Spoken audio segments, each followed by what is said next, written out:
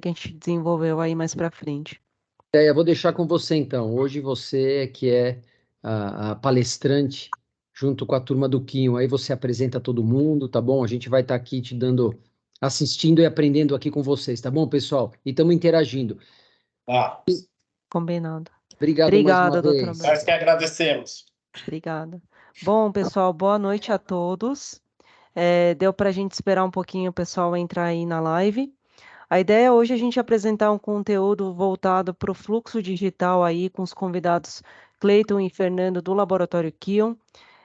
Vamos tornar essa live mais um bate-papo, né, gente? Então fiquem à vontade aí para mandarem dúvidas ao longo aqui da nossa live no chat, que a gente vai estar atento para responder vocês com auxílio do nosso time. Estamos aqui com a presença também do Dr. Alberto Sami Jamil, que atualmente já realizam muitos casos aí no fluxo digital também.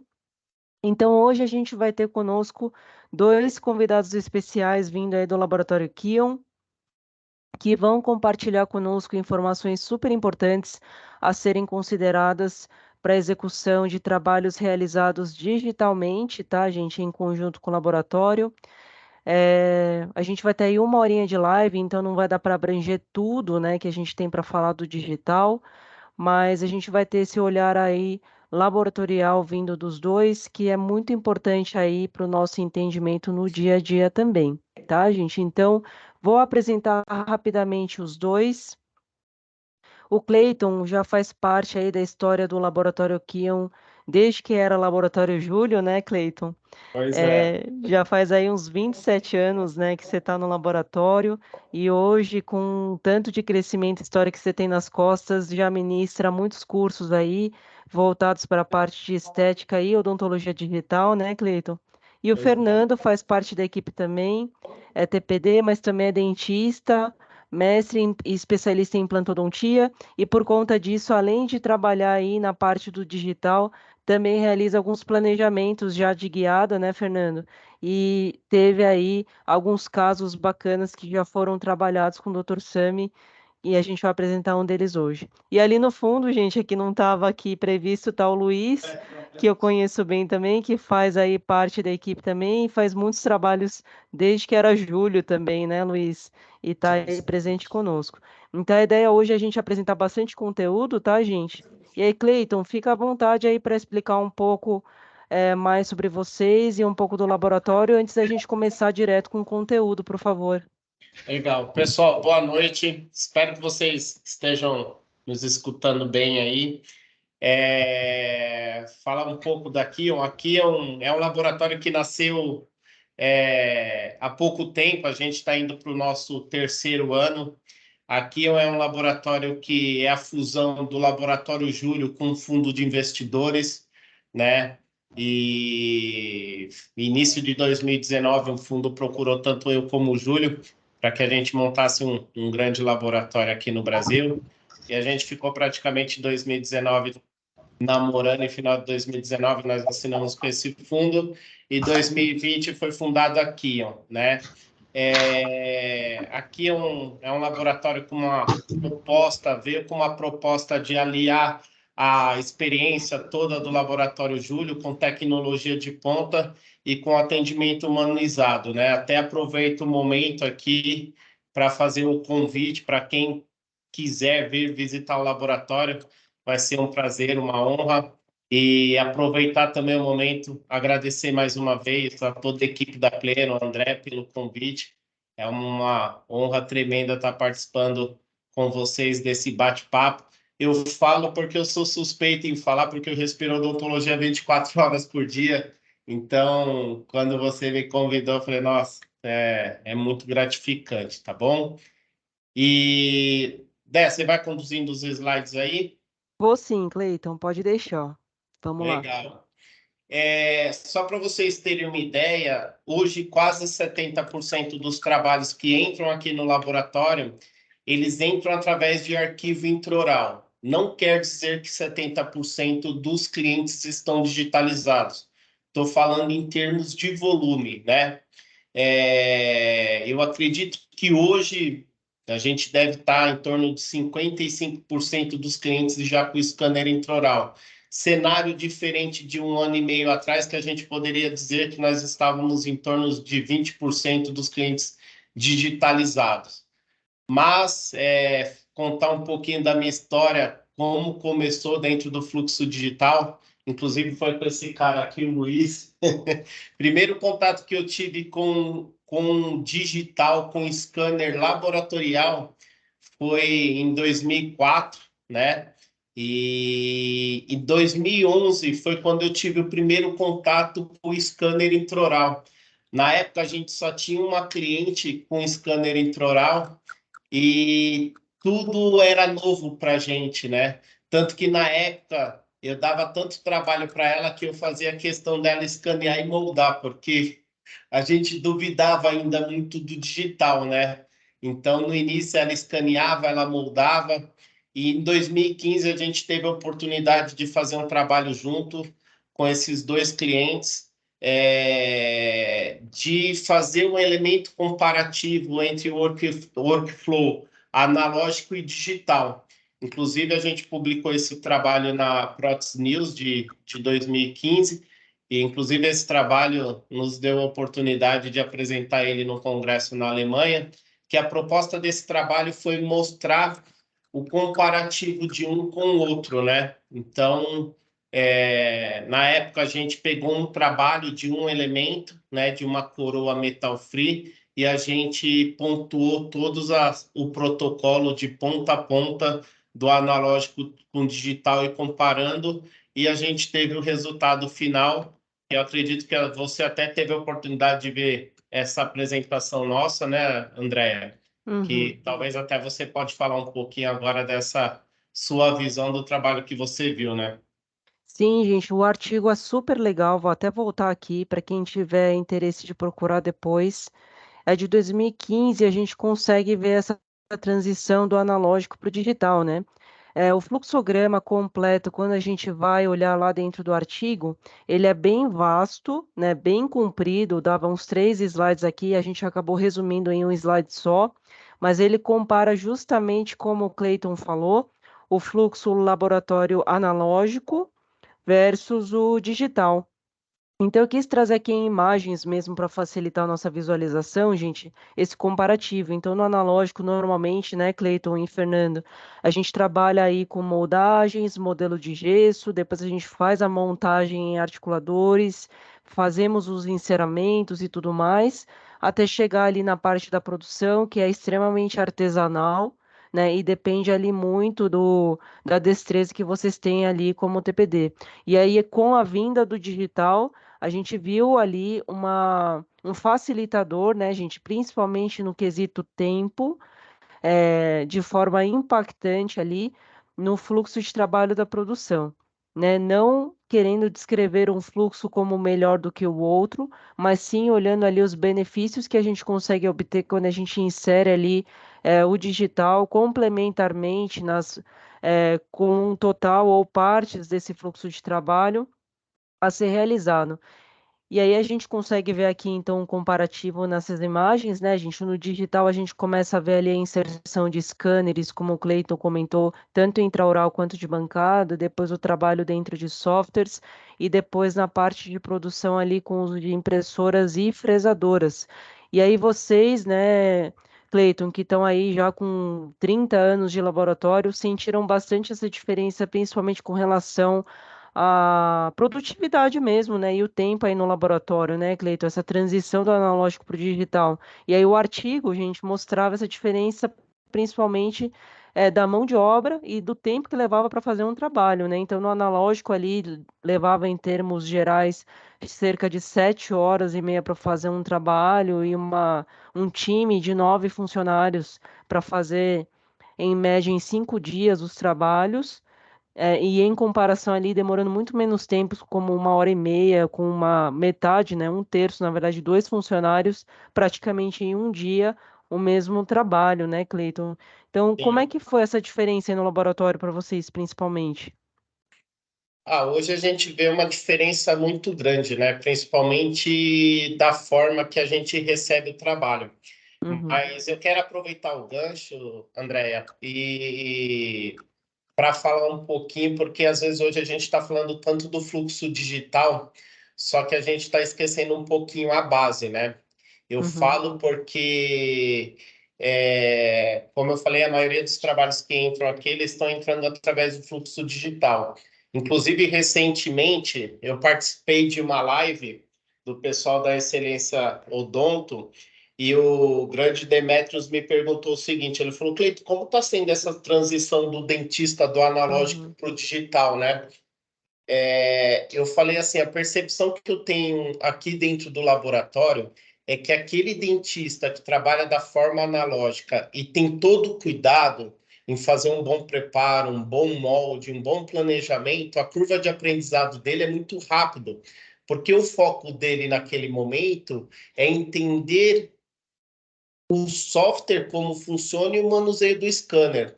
Agora, aquele dentista que tem dificuldade no fluxo analógico em relação a preparo, em relação a planejamento, a moldagem, a percepção que eu tenho é que a curva de aprendizado dele é maior e ele acaba se frustrando na maioria das vezes, porque ele acha que o scanner vai sanar toda essa dificuldade. E eu falo que o scanner é o elemento facilitador para o processo, né? Eu até brinco, o scanner não prepara, não afasta e não cimenta. O scanner simplesmente é o elemento facilitador para o processo. Por quê? Eu tenho um cliente que entrou no fluxo digital agora e ele mesmo falava para mim assim, Cleiton, nossa, antigamente eu ia moldar, quando você me ligava, eu falava, pô, já vem bronca, porque às vezes um canto ficou retentivo do preparo, ou ele escaneou lá o implante, às vezes o implante não estava estabilizado ali, o transfer, e hoje no digital, não, hoje no digital eu brinco que é o VAR do futebol, né? Hoje ele está escaneando, ele está com um preparo desse tamanho na tela dele, né? Então, se Sim. ele perceber que o preparo está retentivo, ele consegue corrigir na hora. Eu gosto de ressaltar essa questão porque eu falo que assim tem que tomar muito cuidado, porque às vezes a gente fala tanto do digital, só que se a gente tiver um melhor scanner, mas não tomar cuidado com alguns aspectos, o trabalho não vai sair do mesmo jeito, né? Ele pode fazer um investimento de 100 ou 150 mil reais no scanner e o trabalho não sai. Então, assim, eu gosto de bater nessa tecla porque às vezes quando a gente fala em fluxo digital, muitas das vezes parece mil maravilhas, né? Mil maravilhas se a gente tiver um processo, um protocolo de trabalho. Caso contrário, o sofrimento às vezes vai ser até maior, né? Porque você investiu e não tá tendo refação, tá tendo repetição. E o que eu mais escuto de amigos dentistas, que o que é mais caro do dentista é a hora clínica dele, né? Então, se tiver repetição e refação, isso vai refletir no negócio dele, né? Com certeza. E complementando, Cleiton, a gente quis trazer esse início aqui antes da gente discorrer ali sobre os componentes e como trabalhar, gente, porque muitos dos problemas que a gente se depara ali na hora de fazer uma prótese sobre implante está associado ali a um mau escaneamento. Então, o critério que a gente precisa ter, assim como a gente tem com as moldagens, precisa ser replicado para os escaneamentos, para que problemas como uma delimitação incorreta ou um término indefinido por conta de um mau afastamento ou falha na malha de escaneamento não prejudiquem ali a nossa qualidade final da prótese. E aí, aproveitando, gente, só para comentar aqui rapidamente, a gente sabe hoje que uma porcentagem dos profissionais que trabalham com digital é bem pouca, né, Cleiton? Assim, é menos de 10% dos profissionais que trabalham com digital. Mas não necessariamente o pessoal precisa investir nos equipamentos para conseguir trabalhar nesse fluxo. Então, hoje, para ser realizado um escaneamento, muitos mandam ali os modelos de gesso para serem escaneados no próprio laboratório, né? Os laboratórios, na grande maioria, já faz isso para facilitar ali a produção, como a gente falou anteriormente, mas alguns também oferecem serviços de escaneamento, né? Tanto laboratórios de prótese quanto radiologias. Aqui, um também, inclusive, para facilitar a digitalização, oferece esse tipo de serviço, né? Eles até incluíram aqui um QR Code para quem tiver interesse para obter esse tipo de serviço de conseguir digitalizar.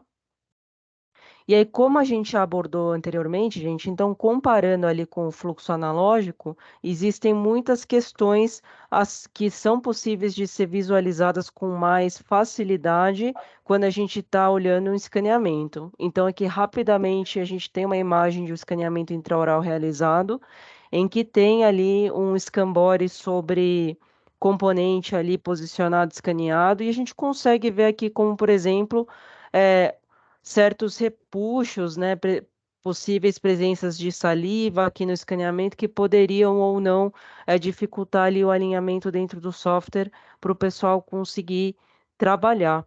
E aí o fluxo, gente, resumindo, antes da gente partir ali mais para a parte laboratorial de fato, quando a gente vai para o digital, ele então se resume nesse fluxograma aqui. A gente faz o escaneamento do modelo e normalmente isso é feito pelo laboratório, como a gente comentou, para que possa ser trabalhado no software, ou é feito um escaneamento intraoral. Dentro do software, o pessoal trabalha ali com a biblioteca digital, que vai puxar os nossos componentes e análogos para confeccionar a prótese, e depois, posteriormente, normalmente é feito um modelo que faz uso ali dos nossos análogos, né? E os componentes novamente, para que o refinamento e o acabamento dessas próteses possam ser realizadas. E dentro ali da linha de componentes da Plenum, gente, a gente tem então essa pirâmide de escolha, tá? A gente tem ali os componentes como, por exemplo, os transfers, que são os escambores, que podem ser colocados direto ali sobre implante ou os análogos em modelo ou até mesmo em boca para fazer o escaneamento, como eu falei para vocês. Nós temos a linha de análogos digitais e a linha de componentes protéticos que a gente tem ali dentre os grupos, por exemplo, o T-Base, o pilar pleno e o mini pilar, que são os componentes aí que o laboratório já tem trabalhado conosco para a execução das próteses. Né? Você gostaria de complementar alguma coisa sobre a linha de componente aqui, Cleiton? Tranquilo? Minha parte, componente, eu deixo para o Fernandão. É o que eu gosto de falar sempre dos componentes da Pleno, que eu acho Sim. muito legal, tanto como clínico, né, como no laboratório, para o planejamento. Uma parte interessante, até a gente consegue ver nessa imagem, é a objetividade dos componentes, né? A gente tem uma linha objetiva, é simples, é fácil da gente trabalhar, né? E uma coisa que eu gosto demais, eu comento sempre, que é a questão do color code. Você tem aquela linha, tanto no seu kit cirúrgico, na cirurgia guiada, na seleção protética, que é um negócio muito intuitivo, muito bacana. Legal, Fernando. E aí, gente, antes do Fernando mostrar alguns casos para a gente já tinha, então, né, uma linha de componentes da Pleno, e a linha de componentes digitais veio aí para complementar, né, o pessoal já está usando bastante. E aí, como o Fernando comentou agora há pouco, desde os componentes da linha do analógico, né, que é bastante utilizado, a gente sempre teve aqui, por parte da Pleno, uma preocupação bem grande com cada detalhe fabril, a precisão que a gente busca com os nossos componentes e essa questão da praticidade, como o Fernando bem colocou, né? Então, a gente tem a questão dos color codes, a gente tem ali uma linha mais enxugada e a gente replicou isso para a nossa linha digital. Então, a linha digital hoje já está no mercado há um tempinho, né? E a gente conseguiu inserir também essa nossa linha dentro de softwares diferentes do mercado, como por exemplo o Exocad, o Nemo, a própria Plâmeca, né, que tem uma linha de usuários que tem crescido. A gente já inseriu a biblioteca para que vocês possam trabalhar.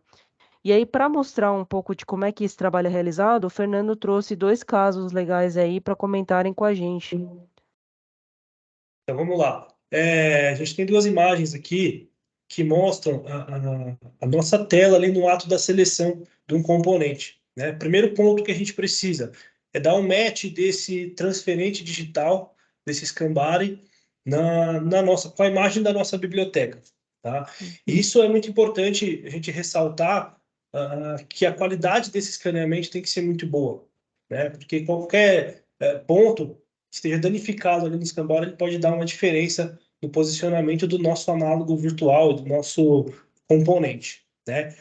Um outro ponto muito importante que é legal de ressaltar é a questão da informação, né? Então, a gente precisa ter sempre a informação precisa do dentista falando, ó, eu usei aqui um implante, um pleno regular, um short, um mini pilar, um slim. Por quê? Dessa forma a gente vai selecionar qual é o modelo do implante, né? E aí a gente vai para a nossa seleção do componente.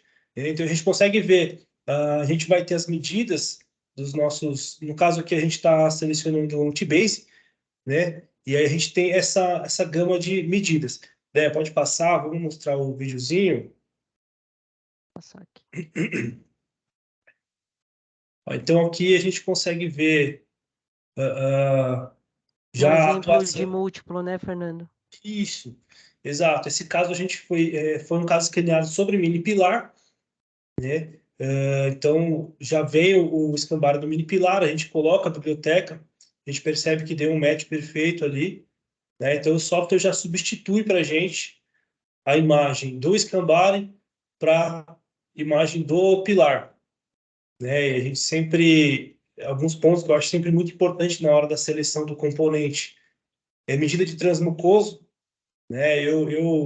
Uma coisa que é muito, eu peso muito ali é desenho de perfil de emergência, que eu acho que ele é essencial para quando a gente está pensando numa reabilitação sobre implante.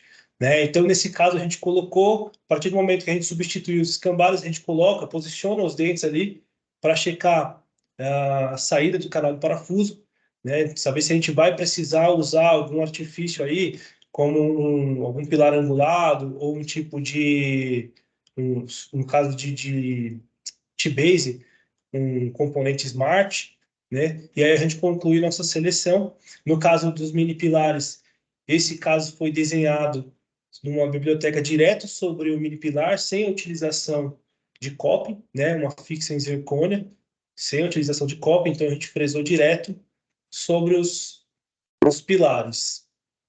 Isso, só para complementar o Fernando, gente, então existe essas duas possibilidades quando a gente está falando mini pilar. Fazer direto sobre ele, como o Fernando mencionou, ou trabalhar sobre coping.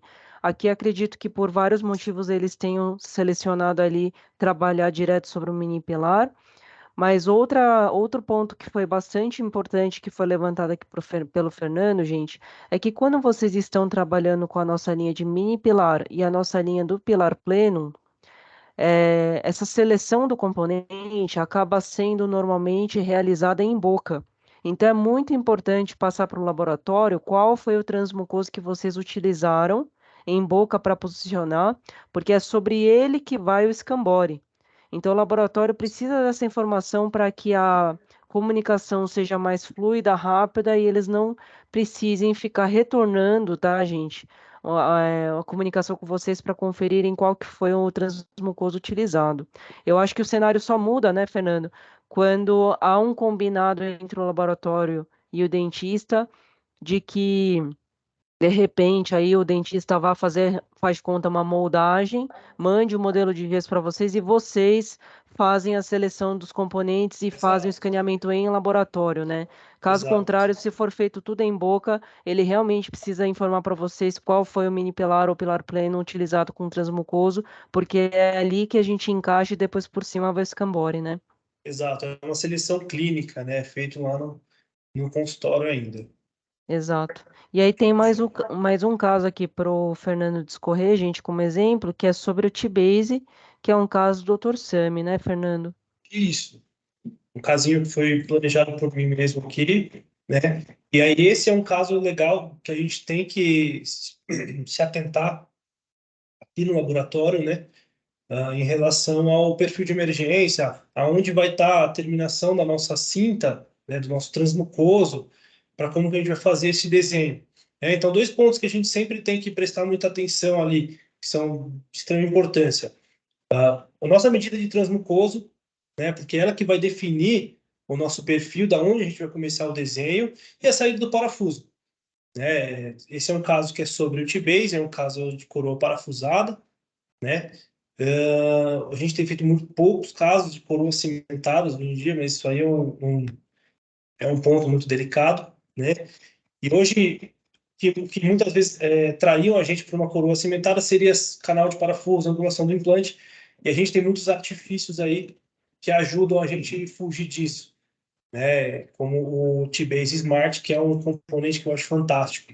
Eu gosto demais dele. Então, a gente vê nesse caso os pontos. transmucoso, a gente seleciona ali, já simulando o desenho do dente, e aí a gente consegue ver que a gente vai ter uma saída de perfil bacana, canal de parafuso, saída favorável, e a gente segue para o desenho dessa coroa para ser frisada já com o encaixe sobre o T-base. Isso, gente. Complementando o Fernando, nessa parte, quando a gente vai para unitários e trabalhos com munhão do tipo T-Base, normalmente o escaneamento, quando vocês vão trabalhar na linha do Exocad, Trishape, esses softwares mais abertos, é possível de ser feito um escaneamento direto sobre a cabeça do implante com Scambore, e aí o próprio laboratório pode acabar escolhendo o T-Base para vocês, né? Porque normalmente são casos mais simples, né? E lá eles conseguem, como o Fernando mencionou, fazer o perfil de emergência, de repente fazer a impressão desse modelo com um material ali que separa a gengiva, né, Fernando, que consegue Exato, exato. simular essa adaptação de gengiva, tá, gente, para mandar a prótese da melhor forma ajustada possível para vocês. T-Base já é um pilar vastamente utilizado há tempos já, né, gente? E é possível de ser feito peças assim unitárias no sistema da Cirona também, ou outros que oferecem aqueles bloquinhos pré-perfurados, né, gente? André, eu vou aproveitar e fazer uma pergunta aqui do Dr. Tiago. Ele perguntou o seguinte: o transfer do escaneamento sobre mini pilar é parafusado ou é um encaixe? Ele é parafusado, gente. Ele vem um conjunto, você encaixa em cima do mini pilar e prende ele antes de fazer o escaneamento, doutor. Tá? Ele estava até ilustrado aqui no interior, só vou voltar para mostrar rapidinho. Ó, então ele tem esse canal, né? Então você encaixa sobre o mini pilar, ó, doutor, e aí vem com o parafuso e prende para ficar em posição certinho e não ter o perigo de desencaixar. Tudo bem? Ele respondeu que sim. Pergunta respondida. Maravilha, gente. Então, assim, seguindo aqui a linha de raciocínio, o Fernando trouxe para a gente, pessoal, um exemplo de caso de múltipla, né, que é feito com mini pilar do nosso catálogo. Depois, um exemplo de um caso de unitário com T-Base. E aí, outra dúvida que a gente recebe bastante por parte de vários clientes aí, gente, é como que é essa parte da escolha do material para ser feito o trabalho sobre esses componentes. Tanto o T-Base quanto o pilar pleno, quanto o mini pilar. E aí o Cleiton vai explicar um pouco para a gente sobre as propriedades e escolha desses materiais para que a gente consiga realizar trabalhos bacanas aí com nossos componentes. Legal. Eu vejo que, assim, no dia a dia do laboratório, a questão do material é um ponto crucial, assim, né? Depois que a gente fez o planejamento, depois que a gente definiu qual T-Base a gente vai utilizar, eu falo porque hoje aqui no laboratório, o nosso cenário, em muitos dos casos, a gente fresa. E uma coisa assim que eu tenho comigo hoje, talvez algumas pessoas podem me criticar, mas a gente já apanhou tanto com alguns casos, para mim, começou digital, termina digital. Por que que eu estou falando isso? Alguns casos que às vezes a gente recebia digital e pedia para fazer uma metalocerâmica, eu vou dar um exemplo, eu tinha que sair do mundo digital e ir para o analógico. Por quê? Eu não consigo fresar um coping aqui, um metal. Então, para fazer a estrutura, eu dependia do quê? Do modelo impresso, né? Então, eu tinha que pegar esse arquivo, imprimir o modelo, e a gente sabe hoje, pelo menos assim, para mim, o mundo de impressão é um mundo muito novo para todo mundo. Para mim, a impressão sofre uma alteração dimensional maior do que o gesso. Então, assim, quando eu pego o trabalho, o arquivo intraoral e faço a impressão do modelo e vou ter que colocar o análogo, depois vou ter que colocar o calcinável com base de cromo para fazer o enceramento de um copy, porque eu não vou conseguir fresar esse metal, eu já lido com uma variável dentro do processo. Por quê? Porque se eu tiver alguma alteração no modelo impresso, isso daí vai corresponder na boca, né? Então, assim, se o meu modelo impresso sofreu alguma alteração, isso daí vai refletir em boca.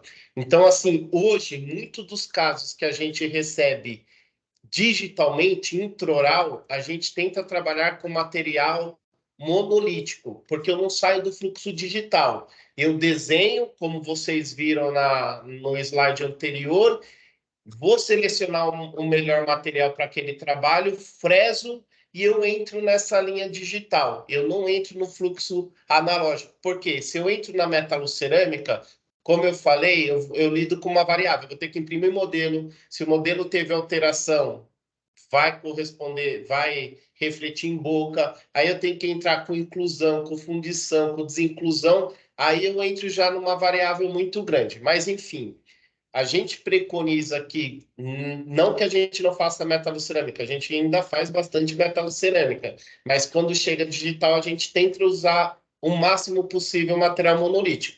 E quando a gente fala em material monolítico, dentro desse gráfico que a gente está mostrando na imagem, qual que é o melhor, né? Eu falo que não existe o São melhor. muitos, né, Cleiton? Tem muitos, né? Cada caso tem sua indicação, né? Só que a gente tem que tomar muito cuidado que o material é um jogo de perde e ganha. Quanto mais resistente ele vai puxando para o lado da opacidade. Então, às vezes, a gente quer resistência e quer estética, a gente tem que saber jogar esse jogo. Então, assim, isso é uma coisa que a gente tem que tomar muito cuidado. Eu falo porque vira e mexe, eu falo que às vezes a odontologia vive a tal da modinha, né? Você vai no congresso, a pessoa fala um nome lindo e maravilhoso, no outro dia todo mundo está pedindo sem saber o objetivo e a proposta daquilo. Enfim, eu falo porque eu apliquei muita cerâmica sobre estrutura de zircônia, né? Para mim, estrutura de zircônia era uma estrutura opaca que eu aplicava e muitas das vezes eu trabalhava sobre núcleo, né? Quando tinha o núcleo, eu queria trabalhar com metal free, fazia uma zircônia e aplicava. Há uns 4 anos atrás, eu comecei a ouvir falar da zircônia monolítica. E não entrava na minha cabeça naquela época que o pessoal estava propondo fazer uma coroa de zircônia maquiada. Eu falei, pô, zircônia é opaca, zircônia tem questão de adesão. Mas, enfim, em 2016 eu tive a oportunidade de passar uma semana no laboratório do Bastian, que fica em Munique, na Alemanha. O laboratório do Bastian é um laboratório de 50 metros quadrados, ele não recebe molde e nem modelo, só arquivo intraoral. É engraçado que o laboratório dele, você entra assim, tem uma mesa assim cheia de computador. Eu brincava com ele, parecia os gamers, né? Os cadistas tudo de touquinha assim, ó, fazendo os dentes, mas enfim. Quando eu entrei no laboratório dele, na entrada tinha uma piscina de vidro cheio de resto de silicato de lítio. No ano seguinte eu fui, mais que metade dessa piscina estava de disco de zircônia. E eu fiquei meio assustado, né? Que eu falei, pô, você está usando muita zircônia? Ele falou assim, hoje aqui, o cenário dele, lá em 2017, era 85% zircônia e 15% de silicato. Naquela época, o meu cenário aqui era o oposto, né? Era 85% de silicato e 15% zircônia, era muito pouco. Mas eu fiquei meio sem entender. No ano seguinte, eu estava num congresso no Chicago Midwinter e eu estava passando e eu vi um japonês trabalhando com uma zircônia e ao lado dele, na mesa, tinha um incisivo central. Na minha cabeça, era uma estrutura de zircônia com estratificação, porque eu olhava o dente estava bonito e eu estava vendo translucidez no dente. E eu fui perguntar para ele qual que era o material que ele utilizou de cobertura ali do Coppen. Ele falou, não foi estratificado, foi maquiado. Aí até brinquei na época, eu falei, já basta o Júlio japonês me enganando, o japonês aqui vai querer me enganar também. Brinquei, né? Mas enfim, ele falou assim, você tem tempo? Eu falei assim, tenho. Ele falou assim, senta aí, a gente vai fazer um. E realmente, quando ele mostrou para mim o material, a zircônia monolítica bem trabalhada, eu vi que aquele material tinha uma proposta, né? E o que eu quero dizer com isso? Tem que tomar muito cuidado na escolha de material, porque nem sempre o que o doutor está indicando, será que é o melhor para aquele caso? Tanto que, para mim, cor é espessura. Até se você for passar outro slide, eu vou mostrar um artigo da QDT de 2014. Para mim, foi um dos melhores artigos que eu li até hoje, do Suzuki, que ele fez um trabalho brilhante. Ele pegou a escala de remanescente do ND1 até o ND9. Pode passar, André, por favor. E na época ele trabalhou com silicato LT cor A1. E ele trabalhou com 3 tipos de espessuras diferentes: 0,4, 0,6 e 0,8. E esse trabalho, ele mostrou que conforme a gente ia tendo variação de espessura e de cor de substrato, a dinâmica de luz ela vai mudando. Então, muitas das vezes, eu falo assim, quando eu vou planejar um caso, muitas das vezes eu só defino o material quando a gente fez o planejamento, eu sei o espaço que eu vou ter, eu sei, teoricamente, a cor do remanescente, para que a gente tome uma decisão assertiva, né? Inclusive, o ano passado eu tive a oportunidade de estar com o Calamita aqui, dando curso junto com ele, e quando a gente entrou nesse aspecto de material, e eu estava falando isso que eu estou falando para vocês, ele falou, Cleiton, mas o dentista ele precisa já fazer o preparo quando ele vai fazer o preparo, ele já tem que saber qual material ele vai usar para ele fazer o preparo de acordo com o que a empresa preconiza. Eu falei assim, isso é o melhor dos mundos, mas a minha realidade aqui não é essa. Muitas das vezes eu já recebo um modelo com os preparos ou com os implantes para fazer o caso. Então, assim, muitas das vezes, ou eu vou sugerir um planejamento, ou muitas das vezes eu estou naquela situação que já tem um preparo e a gente tem que analisar essa questão de espaço e de espessura. Pode passar? Aí eu trago essa imagem, por que eu falo? Cor é espessura, eu aprendi com o grande professor Daniel Iramatson. Por que eu coloco essa imagem? Tem situações que às vezes o paciente sofreu um trauma no incisivo central e aumentou 2 tons na cor dele. Tipo, a cor dele é A1 e foi para o A3. Às vezes eu recebo um trabalho para fazer uma lente de contato, sem espessura, sem preparo, sem nada. Por isso que eu falo, eu bato na tecla que para mim cor é espessura. Pode passar? E se vocês forem ver, tem um trabalho fantástico do Sesma, do Calamita e do Christian, que é assim, se eu não vou ter alteração de cor, exemplo, se eu estou com dente A1, eu quero manter o A1, 0,3 já é o suficiente. Se eu quero diminuir de 1 a 2 tons, no mínimo 0,3. Exemplo, eu estou no A3, quero ir para o A1. Se eu quero diminuir de 3 a 4 tons, exemplos, eu estou no A3, quero ir para o A1, no mínimo 0,9. Então, a gente tem que tomar muito cuidado com isso. Pode passar, por favor? Por quê? Porque quando a gente lida com remanescente favorável, tudo fica mais fácil. E quando a gente lida com um substrato desfavorável, numa situação como essa, que envolve implante, envolve faceta, envolve coroa. Por que eu falo isso? Quando eu aplicava muito metalocerâmica, importava a cor do substrato, se era roxo, se era rosa. Não, porque muitas das vezes eu ia fazer um copo e aplicar o opaco, e eu tinha um arsenal de recursos de massas de cerâmica que me dava condições com pouca espessura da solução naquele caso. E muitas De das fazer vezes jogo de cores, né, Cleiton? por causa do jogo de cores. Então, eu vou dar um exemplo.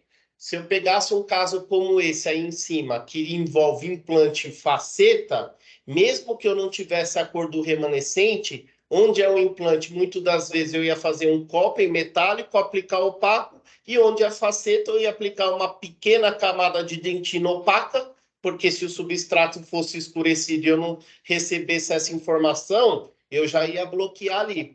Só que hoje, como a gente lida com material monolítico ele é 880. Pode passar, por favor? Eu vou dar um exemplo, o Emex, que é um material que muitos laboratórios trabalham. O Emex, a gente tem o recurso HO e MO, que ambos são recursos de estrutura. Eu não consigo fazer um molar com esses dois recursos. Eu só consigo fazer uma estrutura e estratificação. Por sua vez, eu tenho... Alguém quer perguntar alguma coisa? Posso seguir? Acho que sim, Cleiton. Pode seguir, Tá. pode seguir. Aí eu vou para o monolítico. Aí eu tenho recurso HT, MT e LT. O que eu quero dizer com isso? Está dando Acho que tem um microfone aí. microfone ligado aí, gente. Quebra o saque. Quebra o saque, o Toby Paul. Pronto, gente. Pode Legal. continuar, Cleiton. E assim, por que eu trouxe essa imagem? Tanto do injetado como fresado. Porque, pessoal, hoje eu não trabalho mais com injetado aqui, eu trabalho só com fresado.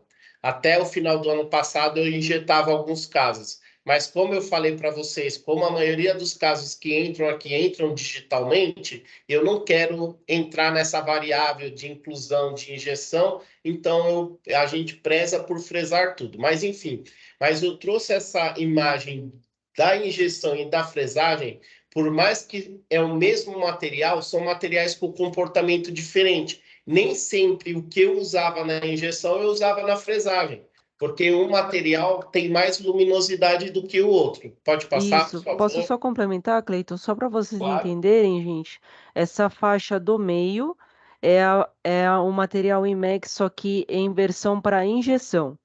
E a faixa que está no rodapé, como vocês podem ver, o que tem roxinho, é o material para fresagem, certo, Cleiton? Não estou errada, né? Perfeito, Déia.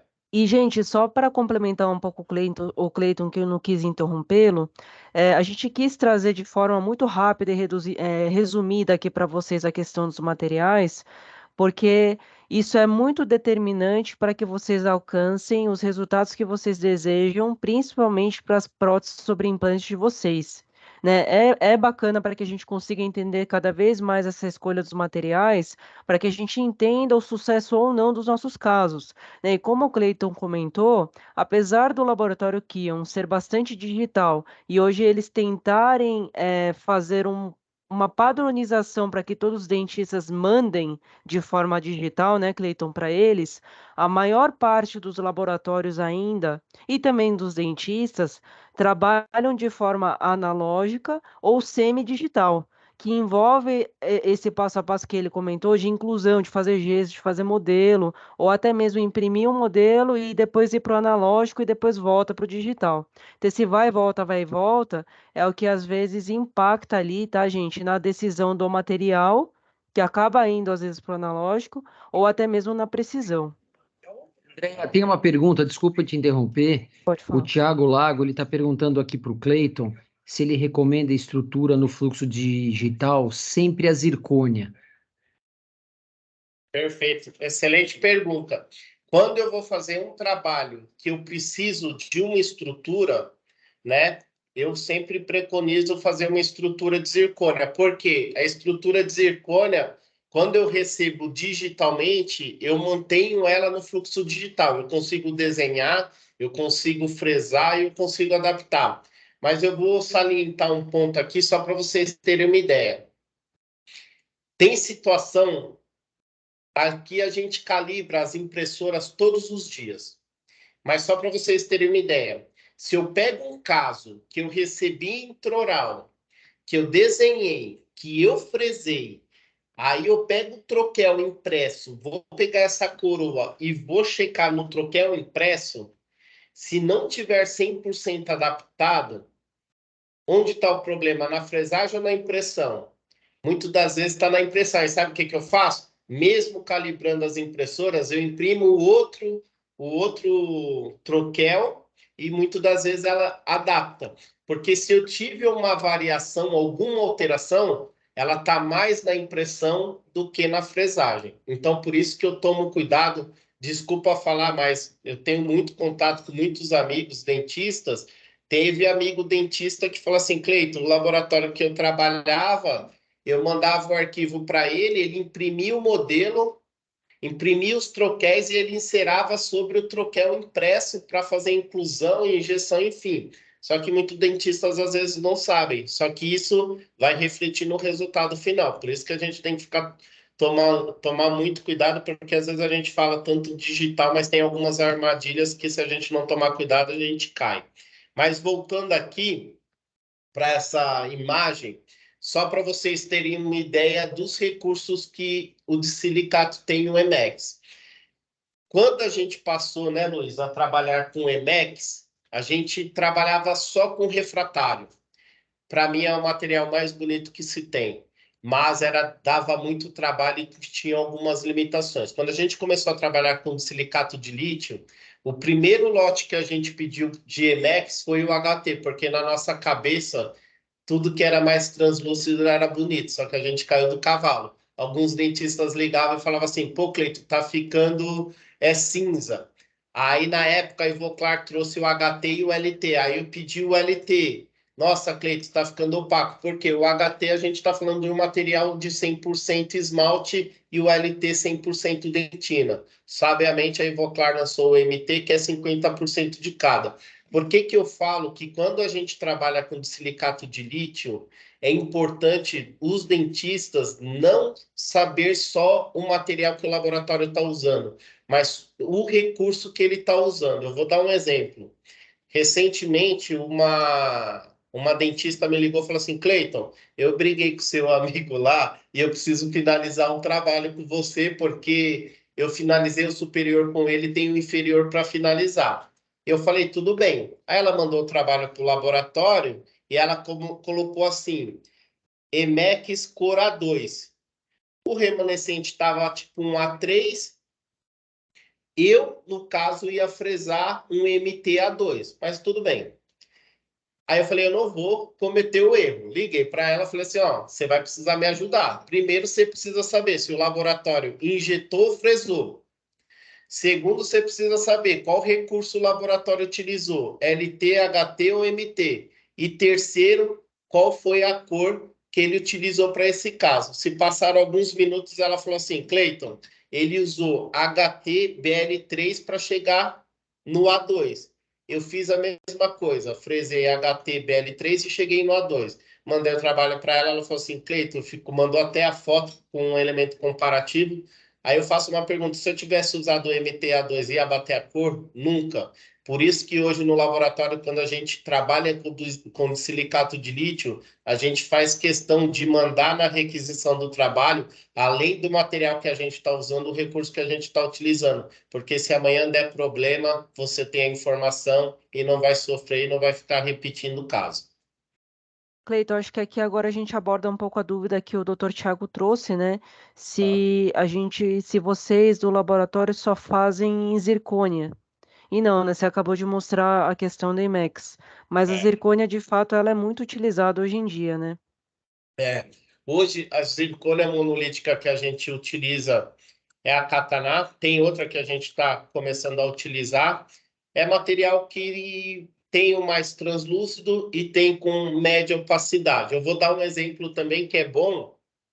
Teve um dia que um grande profissional falou assim, Cleiton, eu estou mandando um trabalho para você, era uma metalocerâmica sobre implante, um dente posterior. E ele falou assim, ó, eu quero que você faça uma... Ele queria que a gente fizesse como se fosse um unhão de titânio, um coppen perfurado sobre esse munhão e aplicasse cerâmica. Depois ia fazer a fusão de tudo. Ele falando por telefone, eu estava sem o modelo, estava meio sem entender. Aí quando o modelo chegou, liguei para ele, ele falou, ó, realmente, eu quero que você faça um munhão de titânio, tem uns munhões pré-fabricados, e eu quero que você faça um coppen perfurado sobre esse munhão e aplique cerâmica. Falei, tá bom. Aí eu falei, por que você não faz uma coroa parafusada? Eu coloco um calcinado com base de cromo, ele tinha moldado, faço um enceramento. Ele falou, não, Cleiton, sabe por quê? Porque se você usar o calcinável com base de cromo, você vai fazer a fundição, vai para o forno, vai oxidar, você vai jatear. Quando você for aplicar cerâmica, vai para o forno, vai oxidar, você vai jatear a conexão do componente com o implante. Isso daí eu não quero correr o risco de soltar lá na frente. Aí eu parei para pensar, nunca tinha pensado nisso. Eu falei, pô, faz sentido. Na hora eu falei para ele assim, por que que a gente então não faz uma coroa monolítica em zircônia? Porque quando eu trabalho com zircônia monolítica, eu uso a interface. E a interface não vai para o forno, né? O que vai para o forno é o material restaurador. Depois eu faço a cimentação, vira um corpo único, só depois de pronto. Aí ele falou assim para mim, Cleiton, eu já fiz uma coroa em zircônia e eu não gostei, ficou cinza. Quando ele falou isso, o que me veio na cabeça? Qual é o erro que eu cometi lá atrás quando comecei a trabalhar com silicato? Eu pedi um material mais translúcido.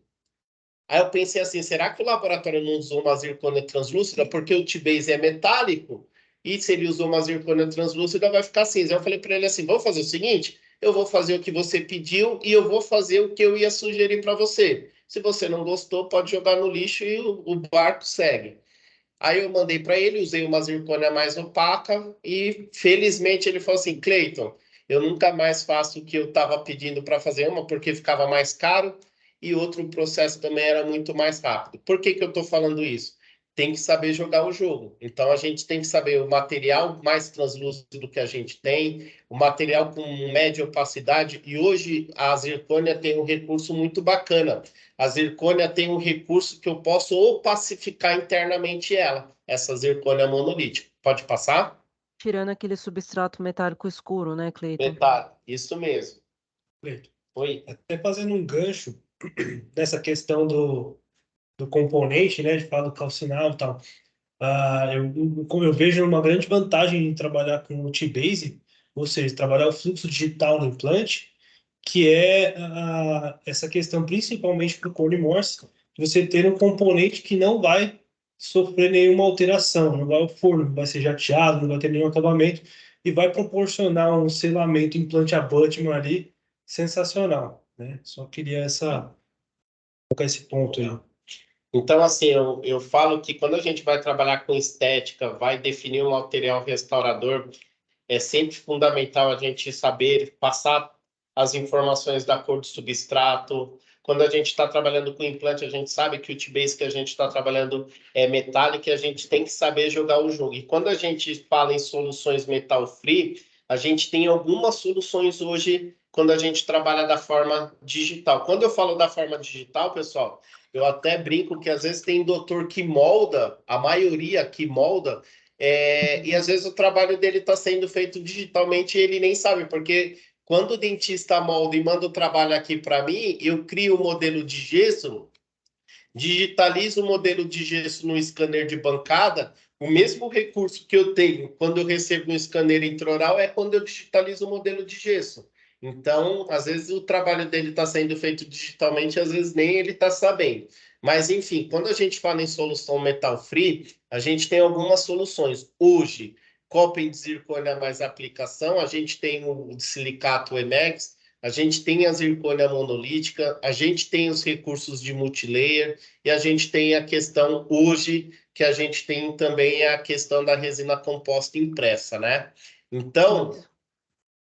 Só para complementar o Cleiton, gente, os exemplos que ele estava comentando nos slides anteriores eram uma comparativa desse primeiro conjunto aqui que vocês estão vendo, que era o coping de zircônia sobre um munhão, mais a aplicação. Então ficariam três peças, né, Cleiton? Um munhão, o coping de zircônia em cima e depois ainda o formatinho do dente em cima do coping de zircônia. Esse era o primeiro grupo que ele estava comentando. Versus a zircônia toda completa, né, Cleiton? Sem esse intermediário que é o coping. Então é isso que ele estava falando, de a gente saber que existem essas opções, de forma que um às vezes pode ser mais caro do que o outro, né, Cleiton? Mas o importante é a gente saber a correta indicação para chegar no resultado que a gente quer, mais do que querer fazer, por exemplo, com coping mais aplicação ou ir para uma zircônia completa, né, Cleiton? isso mesmo, Dé. Pode passar? Aí eu vou dar um exemplo assim, hoje,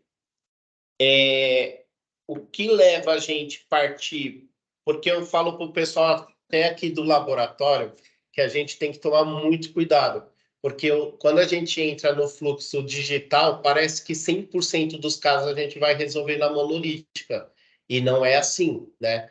Então eu vou dar um exemplo. O que leva a gente partir para um coping de zircônia mais aplicação e a gente partir para uma monolítica? Exemplo, um de silicato ou uma monolítica. Para os laboratórios, para falar a verdade, o mundo ideal é a gente sempre trabalhar com monolítica, porque eu já Sim. planejei, eu vou fresar, vou dar acabamento e maquiar. Toda vez que precisa aplicar, às É um vezes você trabalho a sai mais, um daquele tempo a fluxo. mais, né? Mas a gente tem que tomar muito cuidado.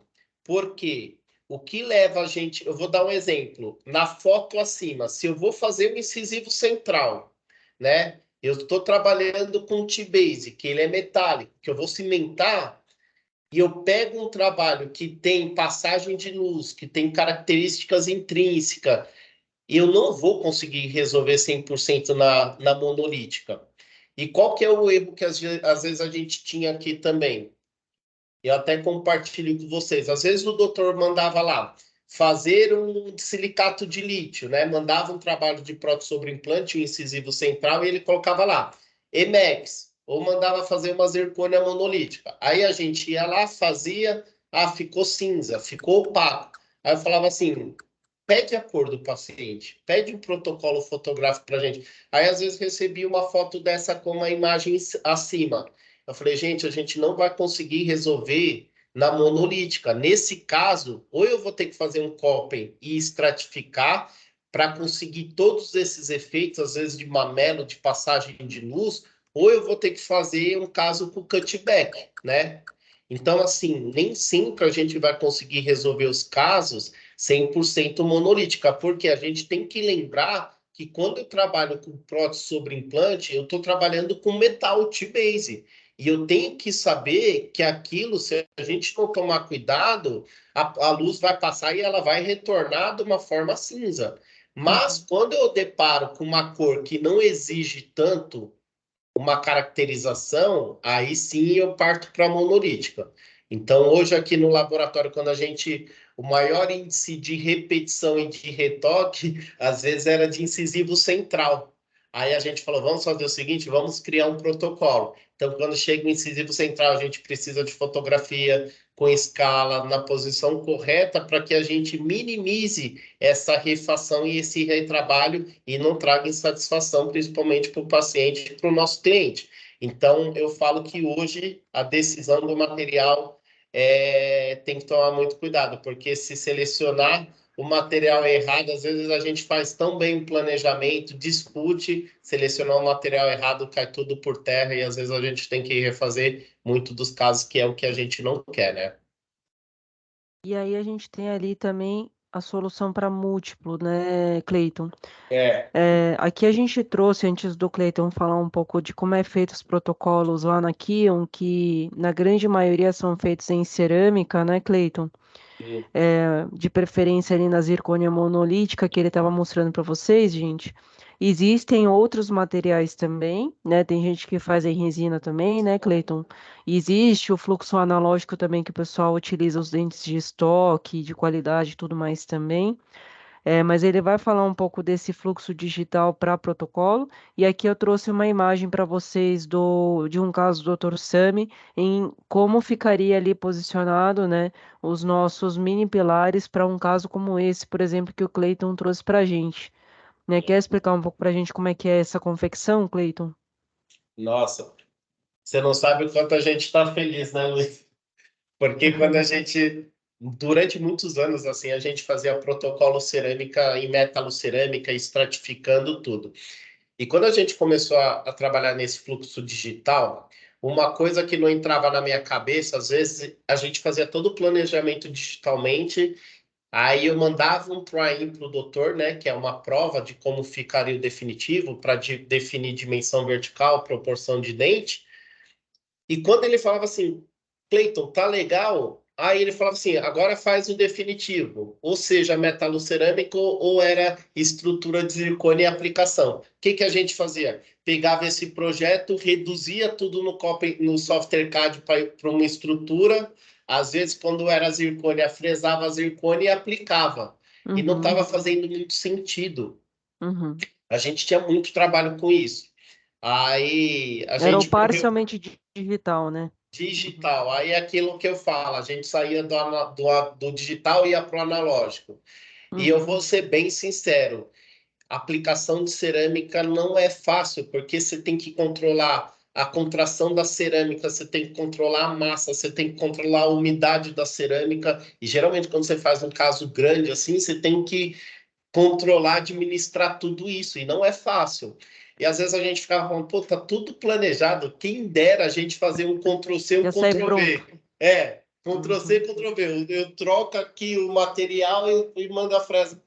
E hoje a gente chegou num resultado bem bacana, que aí hoje a gente consegue trabalhar com ele 100% digital, porque hoje é muito pouco dos casos que a gente aplica quando a gente fala em protocolo cerâmico. Hoje a gente fresa a zircônia, lógico, trabalha, eu vejo que o grande X da questão aí do protocolo é o planejamento, é definir a dimensão vertical, proporção de dente, e principalmente a passividade da peça quando a gente manda o try-in. porque quando a gente trabalha com zircônia, a zircônia é diferente do metal, eu não consigo cortar e soldar. Se eu fizer um protocolo de zircônia e não der certo a adaptação, chora, porque o custo é alto e você vai ter que refazer. Então, a gente hoje trabalha com esse planejamento reverso, justamente com uma proposta nesse try-in que a gente manda, é checar adaptação, assentamento, proporção de dente. Dando tudo certo isso daí, a gente fresa a zircônia e o bom é que todo mundo fica feliz e a gente consegue um resultado muito mais previsível da forma que a gente fazia antes, né, Luizão? Exatamente. Agora sim é possível replicar o planejamento que foi feito inicial, né? Antes não era possível, porque uma vez que você vai com a mão estratificar, e aí depende do ceramista, da inspiração e de tudo isso que o Cleiton mencionou de controle. Se o São Paulo perdia, você não vai andar. Ô, Cleiton, essa imagem de cima seria o try-in, então. Não, a imagem de cima já é a zircônia fresada e sinterizada. Antes de fazer a maquiagem, né? Antes de... aí o que a gente faz? A gente fresa a zircônia, aí a gente vai lá, dá um acabamento na antes de sinterizar, porque a zircônia é resistente, então todo acabamento que você tem que dar de abertura de ameia, de escultura, é bom você sempre trabalhar naquela fase de giz, né? Uhum. E depois feito isso, a gente maqueia e depois estratifica a gengiva de acordo com a cor que foi passada para a gente. Legal. Gente, a ideia hoje da live, então, passou rápido, pelo menos para mim, passou super rápido, acho que o pessoal do laboratório aí também. A ideia era a gente trazer realmente, uma primeira conversa aí, quando a gente fala de fluxo digital nessa sequência de lives, né? Traremos mais convidados, entraremos mais a fundo em alguns assuntos que foram trazidos aqui. E a ideia é que a gente consiga ir sanando todas as dúvidas, mas hoje a gente acabou trazendo uma visão bem abrangente, né, pessoal, de cada fluxo ali, de unitário, múltiplos materiais que são usados, porque a grande maioria acaba não tendo nem tempo de entrar nesse mérito, porque acaba ficando ali por parte do laboratório selecionar, né, Cleiton? Então a gente acabou trazendo essa visão macro, tá, gente? Mas aí, para finalizar, queria deixar ali um agradecimento ao laboratório, tá, gente? Obrigada, Cleiton, obrigada, Luiz, obrigada, Fernando, pela participação aqui na live conosco. Eles têm ali dentro da estrutura do laboratório, a Kion Academy, que é uma escola que oferece ali assessoria clínica, cursos de eventos, uma consultoria técnica, e eles têm um Atlas que eles desenvolveram, que eles deram de presente, inclusive para Plenum, que tem no detalhe várias questões que trouxemos aqui. E isso está muito alinhado aqui com a nossa filosofia de estar sempre buscando trazer o máximo de informações possível de qualidade aqui para todo o cliente pleno. Então, obrigada, tá, gente? E aqui, por fim, tem um contato aqui do Cleiton para quem quiser conversar com ele mais a fundo e quiser mais informações do laboratório. E eu queria agradecer aí pela participação de todo mundo, gente. Como eu falei, a gente espera trazer mais no detalhe todos os pontos que a gente trouxe aqui. Quer falar os agradecimentos finais aí, Cleiton? André, nós que temos que agradecer, é um prazer enorme ao professor Sami, Jamil, a todos aí, a todos os participantes. Eu falo que assim, a odontologia ela proporciona para a gente, além do trabalho, proporciona a nossa amizade, porque além de grande profissional, nós somos amigos. Mais uma vez, muito obrigado. O tempo foi curto, foi muito rápido, mas obrigado. E é o que eu falo, juntos somos mais fortes e juntos chegaremos mais longe. E é isso daí, a odontologia só tem que agradecer aí a todos, viu? Doutor Alberto, quer fazer alguma Tô aqui. consideração? Não sei se tem alguma dúvida aqui do pessoal, gente. Acho que não, André, eu tô de olho aqui no chat. Acho que foi muito bom, foi muito esclarecedor. Eu acho que abre as portas do laboratório aí para os nossos clientes para estarem conversando com eles, se informando. A Pleno vai trazer, pessoal que está aqui com a gente, outros parceiros, mais informação. A gente sabe que esse é um tema de muito interesse, é um tema de muita dúvida, mas eu queria agradecer muito aqui o Laboratório Kion por ter estado aqui com a gente hoje, né, ter investido esse tempo, que eu sei que para eles também é importante, né? Todo mundo está numa correria. Eles já falaram que já estão no final do ano, então eles já devem estar no maior estresse aí, né? Mas obrigado mesmo, pessoal. As portas da Pleno abertas para vocês, tá? Do Kion, o que vocês precisarem, a gente está à disposição. Agradeço aí o carinho com a utilização dos nossos produtos, né? O reconhecimento que a gente está tentando levar coisas de muita qualidade para o mercado. Vocês sabem disso, por isso que vocês são parceiros. E, Andréia, nós vamos seguir com a nossa jornada, né? Trazendo informação de prótese sobre implante, fluxo digital. Eu acho que isso é uma constância que a gente tem que estar o tempo todo junto dos laboratórios e dos dentistas. Obrigado a todos. E, ó, pessoal, quem quiser saltar para a live do Jamil, o Jamil está no Instagram falando sobre o Congresso Index.